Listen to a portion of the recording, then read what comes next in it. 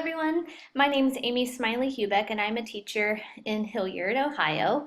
This is my first time participating in cyberpd and I'm really excited about the summer's book, DIY Literacy by Kate and Maggie Roberts. I think it's going to be a good one. And I'm here today to talk about my reflections on chapters 1 and 2 and the bonus chapter. So let's go ahead and get started. I put together a little Prezi to help hopefully guide my thoughts here. So let's get started. Okay, so let's start with chapter 1, extending our reach. I really enjoyed how the authors went over their main focus for this book, which entails tackling problems teachers have in the classroom, particularly with getting student learning embedded in their memory, establishing a community with rigor, and providing proper differentiation to meet the needs of all students in the classroom. They want to help us determine the what and the how of our strategy instruction, and also they want us to work on centering our work on depth rather than breadth. So how do we take our teaching and really dig deep rather than getting wrapped up in, I think they called it a hamster wheel of covering everything that we need to in the curriculum, whether students are ready or have achieved mastery or not. A key thought I took away was a little quote from chapter 1 that we want to make our hopes for our kids the hopes they have for themselves.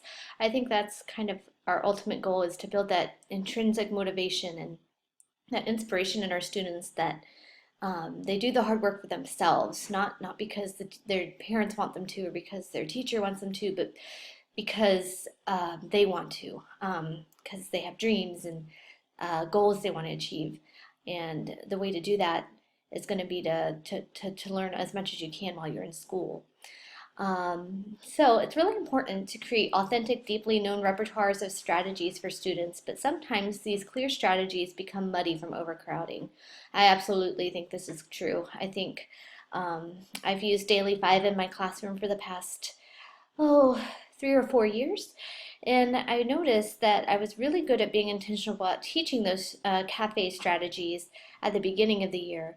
But eventually we had so many strategies on our board, it became kind of muddied. So I kind of want to see what I can do to get away from that and maybe not totally walk away from Daily 5 and cafe model, but see how I can streamline it to better meet the needs of the students that are in my classroom. So I think that's something really important to keep in mind as we're thinking about creating teaching tools for our classrooms. I like the reminder of Hattie's research, self-reporting grades, Piaget and programs, formative evaluation. All those things are what help make learning stick most with our students. I think it's important to really think about what Piaget taught us about learning and how students' development really impacts their ability to access the curriculum and the skills we want to put into their hands. So I give them a big thumbs up for recognizing that. So I'm looking forward to learning about these teaching tools. They're going to be visual, they're going to make the abstract concrete for our students, and they will encourage repeated practice. And I think those are all things that I want to make sure are infused into my daily classroom practice. And obviously, today I'm going to choose joy. That's something I often have to remind myself. It's easy to get lost and bogged down in the weight of the classroom, but if we choose joy, it makes each day a little better, and it helps us hopefully bring those hopes to life for our students. Chapter 2 gave us an introduction to teaching tools. It says, "You are never strong enough that you don't need help," was the quote from Cesar Chavez that was offered at the beginning of the chapter. And I think that's really true. Even going into my 10th year of teaching, I find I still seek out help, whether it's from a mentor or from my colleagues or even, from my students. So it's important not to lose that, that humble factor of being willing to accept help, but also being willing to admit that your students aren't going to learn everything the first time you run it by them.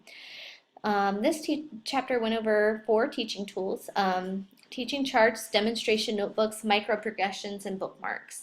I really enjoyed how the authors were really explicit about way of thinking about developing these teaching tools. I think it's really important to be very purposeful and thoughtful about designing these tools so that students can learn. I really appreciated how they also emphasized the importance of collaboration and community when creating these charts. These are not things that you would make beautiful and have pre-made in preparation for your students, but you go through the cognition and the thinking of the process together with your students and create something that they can own too.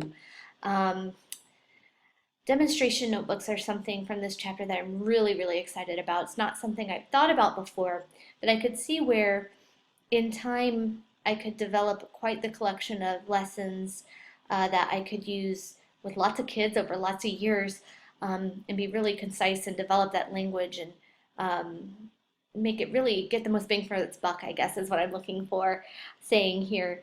So it's something I'm kind of considering creating this year as I step into a kindergarten classroom because it's going to be a whole new set of skills, and maybe it'll be a good place to start to really be thoughtful about what I see in my students and what they need. Micro progressions, I love using these a lot. I've used them myself in my classroom without really knowing that's what they were called.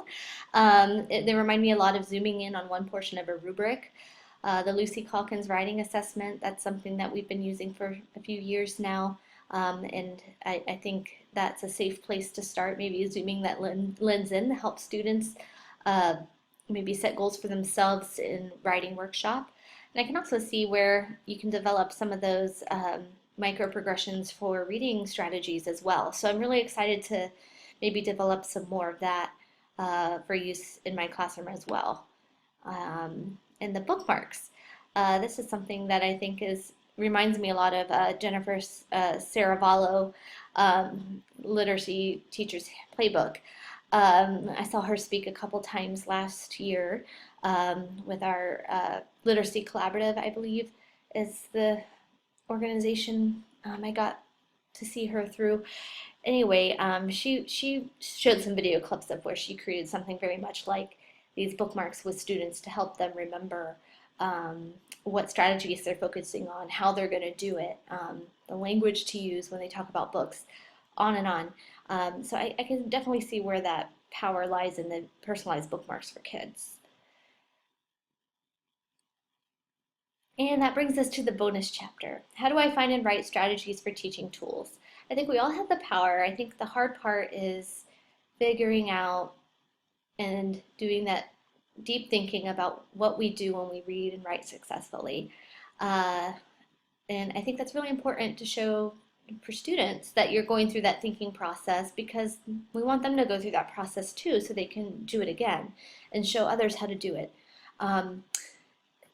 I think it's something that I think is time intensive, which is why it can be frustrating. You have to be really thoughtful and really look at what your students need. To come across that, this quote from page 25, the natural pairing of tools and strategies. It is a matchmaking of sorts between concrete teaching tools and practical reading and writing strategies. We're taking something very complex and trying to boil it down and simplify it for learners, our youngest students. So I think it's something that becomes an art form. The comforting thing is that you're never alone. You can bring in your backup. You can reach out to your colleagues, your PLNs, your Twitter groups, on and on. You can hit the books. I know I have a shelf full of resources that I hit time and time again to help me boil down my language and to be really explicit in my teaching. Going online, I'm getting more comfortable with that. Twitter chats have been very helpful. This cyberpd, I'm hoping to build a network of more connections to help me have brains to pick and just camaraderie for this changing world of education. So I kind of boiled down the bonus chapter to what you need to do it yourself. You have to think about what you want to teach, how will students accomplish it, try it, study it, name it, then put it in kid speak, then wrap in the why. The caution part behind all that is not to be too wordy, not to be too general, and not to overcrowd the strategy or tool. And you need to be really clear and simple.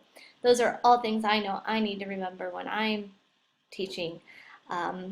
students, and I think I'm especially going to have to think about that as I work with kindergartners. How can I represent things more visually? How can I be as simple and clear as possible with our youngest readers? So overall, I'm really excited to dive into the rest of this book. I think it's got me thinking already, and I'm looking forward to sharing more reflections with you next week.